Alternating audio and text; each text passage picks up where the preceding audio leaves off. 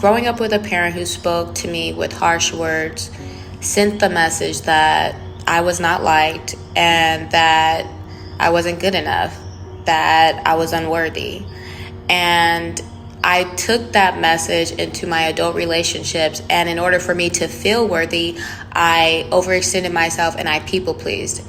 And covertly, I was always looking for them to show up as me in the relationship and overextend for me and people please for me. And when they didn't, I was bitter, I was resentful, and I was angry.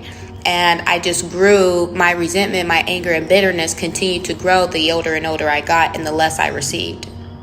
Because of these cognitive distortions, I attracted narcissist users and abusers in my adult relationships because I was an empath, I was codependent, and I was willing to people please. And those are characteristics that narcissist users and abusers look for because they prey on people, P-R-E-Y. So I unconsciously attracted individuals who mirrored back the same shame and unworthiness that I felt within myself. And these relationships perpetuated the shame and the unworthiness that I felt because these relationships were extremely toxic and I was used and I was abused. So the more I was used and abused, the more I felt unworthy. And the more I felt unworthy, the more I was attracting users and abusers. So it just was a continuous cycle. The way I broke the cycle was realizing that I am born with value. And my value never changes. Every baby is born with value. So a baby doesn't lose its value just because it gets older or because it makes a few mistakes. Likewise, I didn't lose my value. I renounced my value the more I acted as if I did not have any value.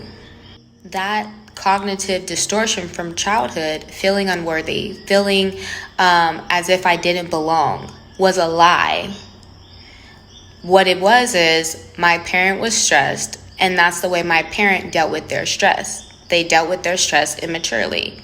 And the way I felt was a projection of the way that parent felt about themselves. And I internalized and personalized their feelings projected onto me.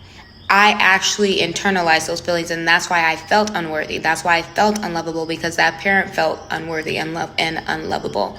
But as an adult, I don't have to continue that same way of thinking because it doesn't serve me. In fact, it's actually hurting me.